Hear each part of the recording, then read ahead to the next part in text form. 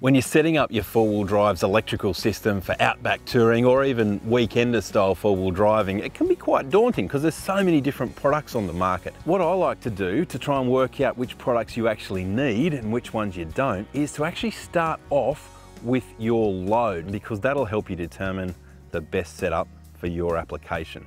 Now, my setup with my Amarok is quite typical of a lot of four-wheel drivers. We've got our 12-volt fridge here. We've also got a 12-volt oven here, but I also have needs for 240 volts. So that helps charge laptops, helps charge camera batteries. And even my battery-powered chainsaw these days, it needs a 240 volt charger as well. So with that mixture, that means that we need an inverter that converts our 12 volts into 240 volts. But of course, with all these accessories, if I was just to draw power off my main battery or my starter battery of my four-wheel drive, that battery would pretty well die after the first night, folks, because it's not designed to take the load of all these accessories. So first of all, you need a second battery, and with that second battery, you need to isolate it from the main battery.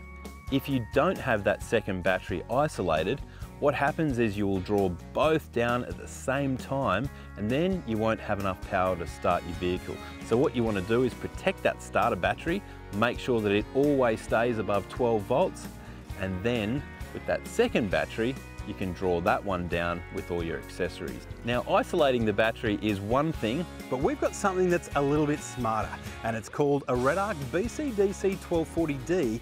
And what that does is it isolates that other battery, but it also allows us to charge up our second battery using solar panels.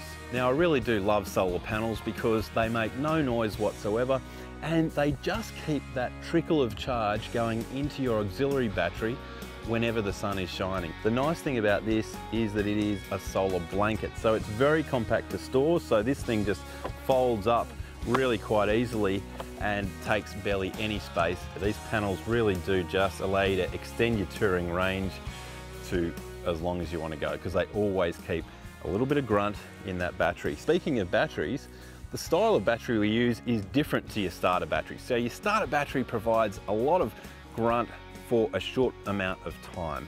We don't want that. We want a small amount of grunt over a long amount of time. And in that case, we're after what's called a deep cycle battery. Probably the most common that four-wheel drives use is called an AGM battery, or an absorbed glass matte battery, or simply a lead acid battery. They're two of the most common. In this season, I've actually experimented with a lithium style battery. The nice thing about the lithiums are the fact that they've got a far better charge profile. So you can actually discharge them a lot deeper, and they also charge up a lot quicker. And they're lighter than your regular batteries as well. So there's a bunch of advantages there. Disadvantages are that they are more expensive than your regular batteries, but when you do have a lithium battery, you do need to use a different battery charging system.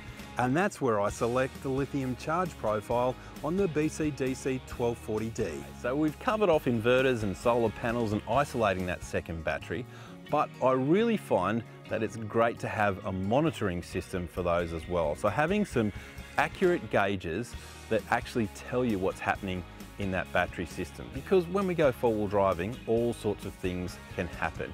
You can have battery terminals shaking loose, you can have alternators not working and not charging things properly. There's all manner of little issues that can pop up. And the beauty of having those gauges is that it is an early warning system that something might be going wrong. Well, I hope that gives you some insight into what it takes to set up a four-wheel drive for outback touring.